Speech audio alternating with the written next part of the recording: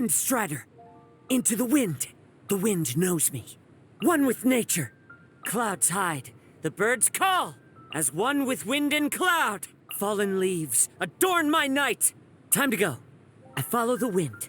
Brings a smile to my face. A fateful offering. Who says there aren't benefits to a life of wandering? Not bad. I must remain calm. Stay focused. My turn to aid you. I've got your back. So many regrets. Never again. This is the end. It's fine. That hurt. Want me to come along? All right, let's head off. Sounds good to me.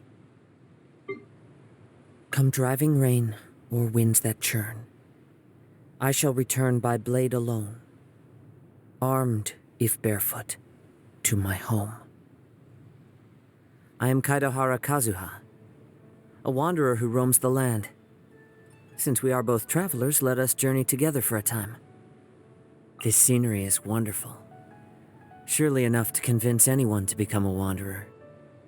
There are leaves around, and I know just the tune to accompany them, if you wish to hear it. Wherever in this world I roam, I carry memories of my home. This blade. It is the last link I have to the land of my birth. Taking a stroll in the middle of a downpour certainly rouses the spirit. But it's best to dry your clothes as soon as possible after the rain stops. Compared to the storms I've encountered out at sea, this is really quite tame. I love it when it snows. The world falls completely silent, and I can sleep undisturbed. Clear weather all around brightens the heart. The bird song at daybreak is nature's gift to us. Let us go. Our journey begins anew. The midday sun has a way of making one yearn for a moment of sleep. Let's say we find ourselves a place to rest. I gaze up at the moon and lend my ear to the gentle breeze, with wine in my cup and peace in my heart. Have a wonderful evening. The wind has ceased. The world is silent, so now is the best time to rest well. See you tomorrow. In truth, not every night out at sea is filled with wind and waves. When the weather is clear, the moonlight flows over the rippling water and schools of fish circle the ship's hull. At moments like that, when I look out into the distance from the prow, I feel like this journey is worth it. The only thing that takes away from that feeling is the sailors singing. They're so loud. Don't they need to sleep? The Kazuha clan was once a famed samurai clan. It's a pity that by the time the noble name passed to me, the title itself was all that was left. But it is enough for me. A samurai has no need of a lavish life. We find all that we need in wine, song, and the blade in our hands. Let's say you join me out at sea someday when the weather's fine. I like frank people, because we can freely speak our minds to one another. There is no need to hide anything that you wish to say. I hear the voices of all things in nature, and that includes yours. As I see it, a vision is the proof of one's strength, not the source of it. It symbolizes the mortal desire to always keep moving forward. But in this endeavor, we samurai place our faith in our blades alone. Ah, you'd like to learn the art of the sword. Let me see. All right. Here, take this. It's a bamboo blade I just made. With these, we can practice sparring without having to worry about getting injured. On this mountain path where the red leaves lifeless lie, my heart calls for a companion, echoing the deer's cry. I do love maple leaves, but it is a shame that so many goodbyes seem to happen when they turn red. Farewell, dear gulls. Please calm your cries. From this day forth, I am a wanderer, once more. I owe Beidou my life. She took me in when I fled from Inazuma, and gave me the courage to return there at the most difficult time of my life. She is a comrade in whom I and all the other sailors can place our trust. When I was a wanted man, the Resistance gave me a lot of help. The time I spent with Goro was brief, but he left a deep impression on me. He's the type of person who says whatever's on his mind.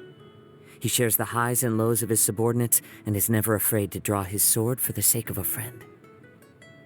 That's the kind of person I can really get along with. She defeated my friend in a duel before the throne, which I accept as proof of her great strength. But she uses that strength to serve as an oppressor's lackey, leading the Kujo clan's troops to relentlessly seek out and confiscate visions. This I cannot forgive. I see. So she does have her own ideals that she's fighting for.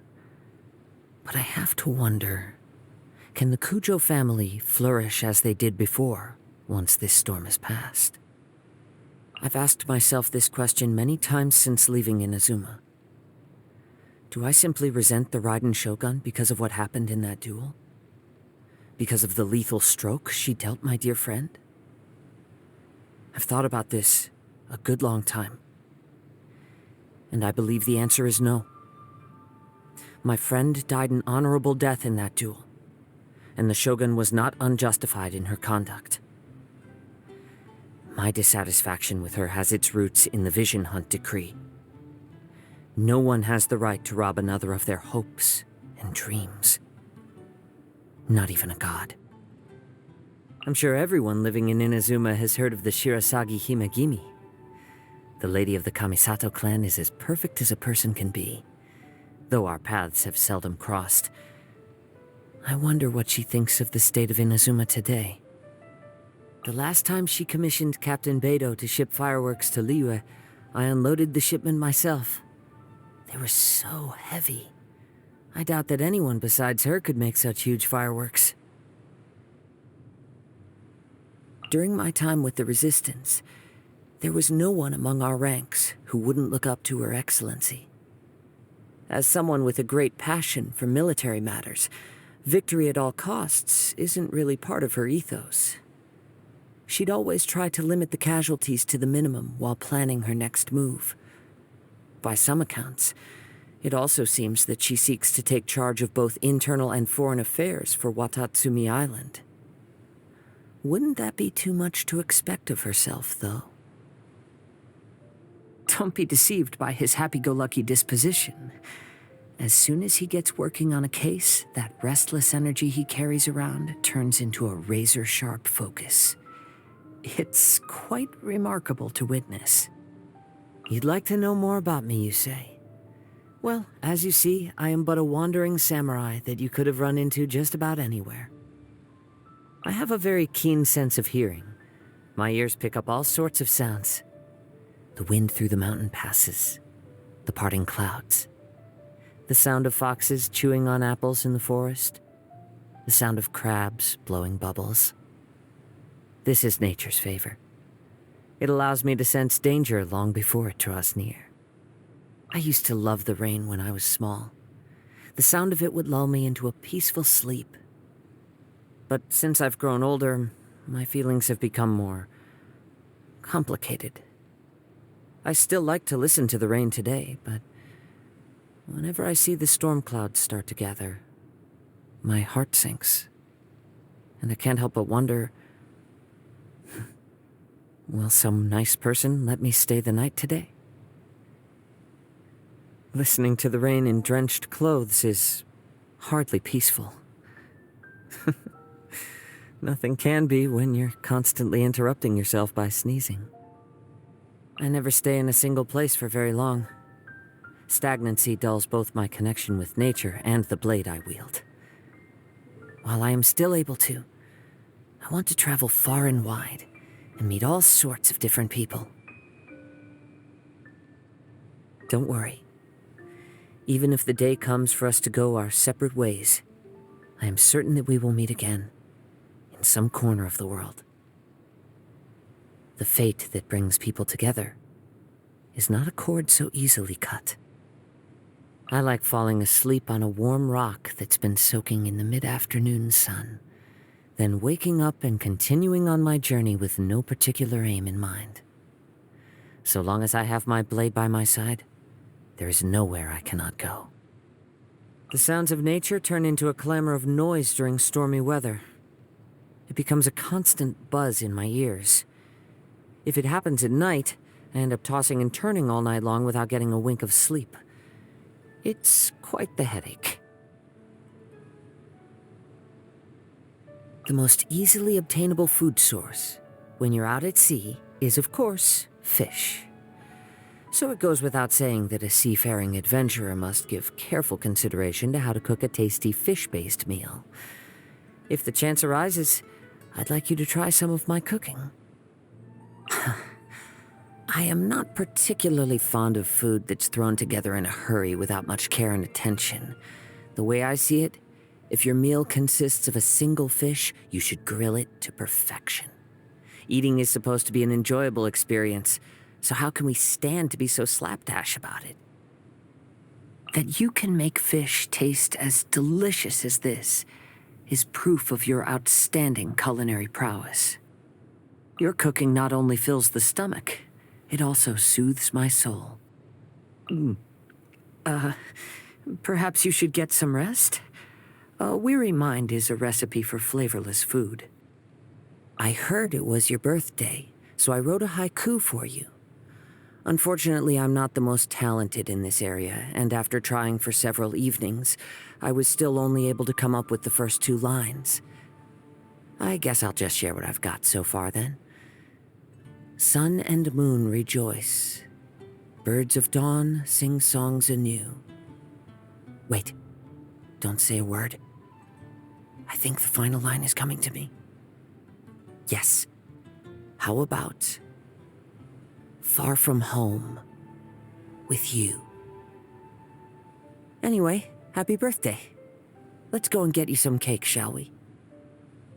My blade grows keener.